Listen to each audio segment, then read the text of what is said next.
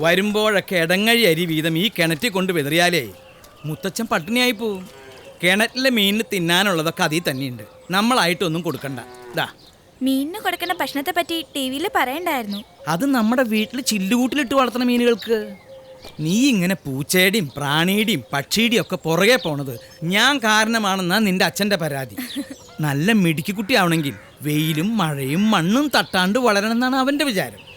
ഇന്ന് അച്ഛൻ വന്ന് കയറുമ്പോ ഇനി അതും പറഞ്ഞോളൂ ചീത്തവിളി കേൾക്കണം. വൈകിട്ട് കൃത്യം 5 മണിക്ക് ചെറുമംഗലം പഞ്ചായത്ത് ഓഫീസിന് മുമ്പിൽ ചേരുന്ന പൊതുയോഗത്തിൽ വെച്ച് ഗ്രാമീണ തൊഴിലുറപ്പ് പദ്ധതിയുടെ ഭാഗമായി സൗജന്യ തയ്യൽ മെഷീൻ വിതരണം നടക്കുന്നതാണ്. സമ്മേളനം ഉദ്ഘാടനം ചെയ്യുന്നത് മാണിക്കോത്ത് അജയചന്ദ്രൻ നായരാണ്. നിരാലംബരായ 15 സ്ത്രീകൾക്ക് തയ്യൽ മെഷീൻ സൗജന്യമായി നൽകിക്കൊണ്ട് പൊതുകാര്യ പ്രശസ്തനും പ്രമുഖനുമായ ശ്രീ മാണിക്കോത്ത് അജയചന്ദ്രൻ മോൻ വരുമ്പോ നാട്ടിലുള്ള പെൺകുട്ടികളൊക്കെ തുന്നക്കാരികളാവല്ലോ നേരെ. വരവറിയിക്കാൻ ഇങ്ങനെ ചിലതൊക്കെ കാണിച്ചു കൂട്ടണ്ട എന്റെ ദേവസി. അവനിപ്പോ വലിയ പണക്കാരനായില്ലടോ. ഇനി നാളെ സ്കൂളിൽ ചെല്ലുമ്പോ പൗരപ്രമുഖന്റെ മോളെ നാക്കുട്ടികളെ വിളിക്കാൻ പോണത്. കാശ് കൂടുമ്പോ വെളിവില്ലാണ്ടാവണത് ഒരു നാട്ടു നടപ്പാടി. ആ സൂക്കെടുപ്പം നിന്റെ അച്ഛനുമായി. അച്ഛനെ തൊട്ടുള്ള കളി വേണ്ടാട്ടോ. നീ പോടി. എന്റെ മോനെ ചീത്ത പറയാൻ നിന്റെ അനുവാദം വേണോ എനിക്ക്? പതുക്കെ പതുക്കെ സൂക്ഷിച്ചു പോണേ. നീ എത്ര സ്പീഡിൽ വണ്ടി വായിച്ചാലും 5 മണിക്ക് മുമ്പ് പഞ്ചായത്ത് ഓഫീസിൽ എത്താൻ പോണില്ല. കാലാവസ്ഥ മോശമാണെന്ന് പറഞ്ഞ് നെടുമ്പാശ്ശേരിയിൽ ഇറങ്ങേണ്ട വിമാനം തിരുവനന്തപുരത്തല്ലേ പോയി ലാൻഡ് ചെയ്തത്. നിക്ക്, രശ്മിയേച്ചി ഒന്നും പറഞ്ഞില്ല. നെടുമ്പാശ്ശേരിയിൽ ഇറങ്ങേണ്ട വിമാനം തിരുവനന്തപുരത്ത് പോയി ലാൻഡ് ചെയ്തതിന് ഞാൻ എന്ത് പറയാനാ? അതല്ല ഞാൻ ആദ്യം പറഞ്ഞ കാര്യം. അജയേട്ടന് വരാൻ രശ്മിയേച്ചി വന്ന തയ്യൽ മെഷീൻ വിതരണം ഒന്ന് ഉദ്ഘാടനം ചെയ്ത് തന്നാൽ. ഇപ്പൊ തന്നെ സമയം കഴിഞ്ഞു. അജയേട്ടന്റെ വീട്ടിൽ നിന്ന് ആരെങ്കിലും ഇല്ലെങ്കിൽ മോശമാണെന്ന് പഞ്ചായത്തിൽ ഞാൻ നിർബന്ധിച്ചിട്ടാ ചേച്ചിയെ വിളിക്കാൻ തീരുമാനമായത്. ഞാനോ? നടക്കുന്ന കാര്യം വല്ലതും പറ രമേശ. അതിലെന്താ കുഴപ്പം? 1ഉം 2ഉം അല്ലല്ലോ, 15 നിരാലംബരായ സ്ത്രീകളല്ലേ അജയേട്ടൻ രക്ഷപ്പെടുത്തുന്നത്. അതിനായിരുന്നെങ്കിൽ പൊതുയോഗം നടത്തി മൈക്കിലൂടെ വിളിച്ചു പറഞ്ഞ് നടക്കേണ്ട കാര്യം എന്താ? നേരിട്ട് വീട്ടിൽ കൊണ്ടുപോയി കൊടുത്ത് രക്ഷപ്പെടുത്തിയാ പോരെ. അജയേട്ടൻ ജനസമ്മതിയുള്ള ഒരാളാവുന്നത് തെറ്റല്ലല്ലോ. എന്നിട്ട് എന്തിനാ ഇലക്ഷന് നിൽക്കാൻ പോകുന്നുണ്ടോ? ഈശ്വര, ഈ വണ്ടി ഇവിടെ എത്തിയോ? അത് ശരി.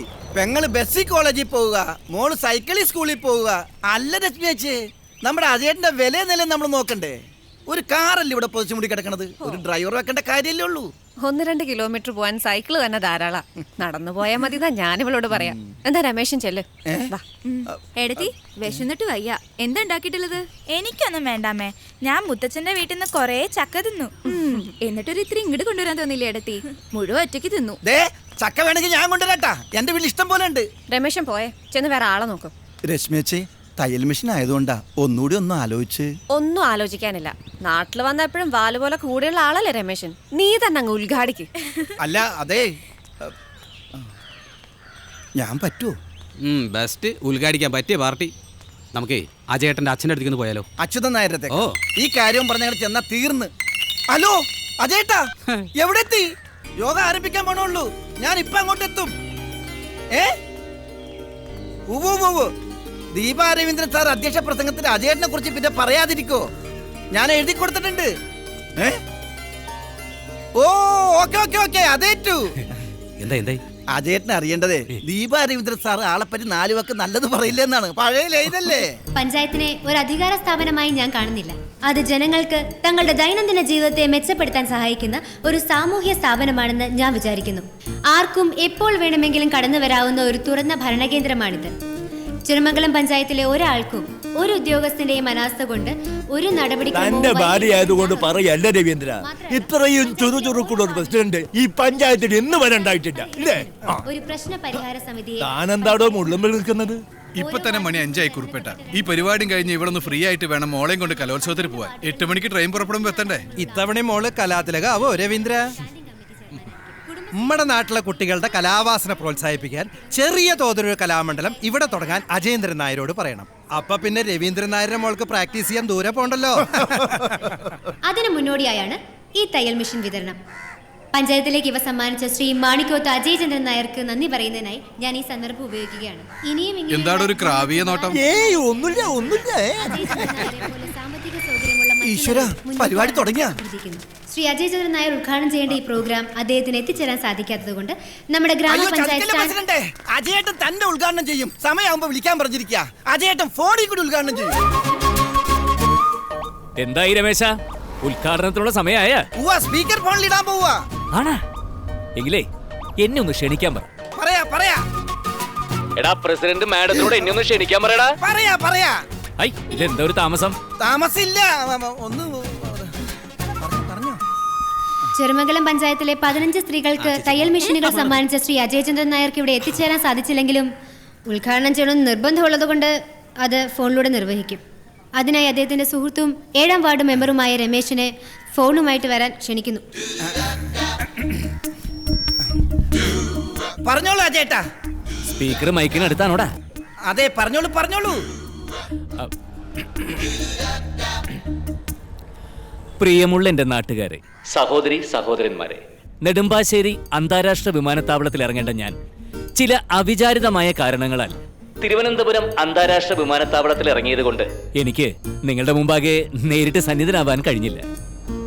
എങ്കിലും എന്റെ ശബ്ദം കേൾക്കാൻ അക്ഷമയോടെ കാത്തിരിക്കുന്ന അല്ല രവീന്ദ്ര, ഇതെന്താ കഥ? ഒരു പഴഞ്ചൊല്ലുണ്ട്, കണ്ട കാണാത്തവൻ കുണ്ട കാണുമ്പോൾ കണ്ട സ്വർഗലോകം. അതന്നെ. ഈ തയ്യൽ മെഷീൻ വിതരണം ഒരു തുടക്കം മാത്രമാണ്. ഇനി വികലാംഗർക്ക് മുച്ചക്ര സൈക്കിൾ, അതിലും വലിയ വാഹനങ്ങൾ വേണ്ടവർക്ക് അത്, അങ്ങനെ അതെന്താ വലിയ വാഹനങ്ങൾ?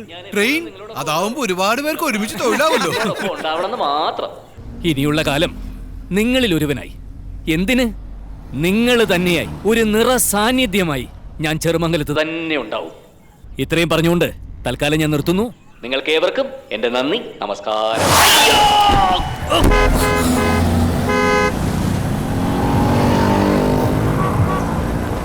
എവിടെ നോക്കിയാണോ വണ്ടി ഓടിക്കുന്നത്? മനുഷ്യനെ നടുവൊടിഞ്ഞല്ലോ. എന്ത് ചെയ്യാനാ, വണ്ടി നമ്മുടെ ആണെങ്കിൽ കുഴി സർക്കാരിന്റെ അല്ലേ. എന്തൊരു നാടാ ഇത്. ഇതൊക്കെ കാണുമ്പോ വന്ന വഴിക്ക് തിരിച്ചു പോയാലോ ആലോചിക്കും. അതൊക്കെ സാറിന്റെ ഇഷ്ടം. ഇപ്പൊ വണ്ടി കുഴിയെന്ന് കാരണമെങ്കിൽ സാർ ഇറങ്ങി വന്ന് തള്ളണം. ഞാനോ? അല്ലാതെ പിന്നെ എനിക്കൊറ്റയ്ക്ക് പറ്റുകയല്ല. അല്ല, വേറെ ആരെങ്കിലും? പിന്നെ നമ്മുടെ വണ്ടി തള്ളി തരാൻ വേണ്ടി നാട്ടുകാരൊക്കെ നിരന്ന് നിൽക്കല്ലേ. അല്ല, നാട്ടുകാർക്കൊക്കെ സഹായം ചെയ്യുന്ന ആളല്ലേ. ഈ സഹായം ചെയ്തൂടെ സാറേ?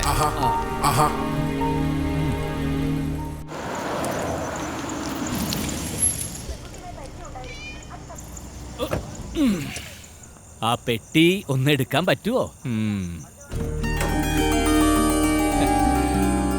എന്റെ അമ്മേ, എന്താടി ഇവള് പിന്നെയും വലുതായോ? നീയാണെങ്കി കാണുമ്പോ ചെറുപ്പായിക്കൊണ്ടിരിക്കുക. ഇങ്ങനെ പോയാലേ ഇവളെ കെട്ടിക്കുമ്പോ നിന്നെ ഒരു പ്രാവശ്യം കൂടി കെട്ടിച്ചയക്കേണ്ടി വരുമോ? അനിയത്തിന്ന് പറഞ്ഞ ഒരാൾ ഇവിടെ ഉണ്ട് കേട്ടോ. ഓവ് കണ്ടു. നിന്നെ അവിടെ അച്ഛൻ്റെ അടുത്ത് നിർത്തിയാലേ പഠിപ്പിൽ ശ്രദ്ധയില്ലാതായി പോകും തോന്നിയത് കൊണ്ടാണ് ഇവിടെ കൊണ്ട് നിർത്തിയിരിക്കുന്നത്. റിസൾട്ട് വരുമ്പോ ആ ഗുണം കാണിച്ചില്ലെങ്കിൽ നിന്റെ മൂക്ക് ഞാൻ മുറിക്കും. അയ്യോ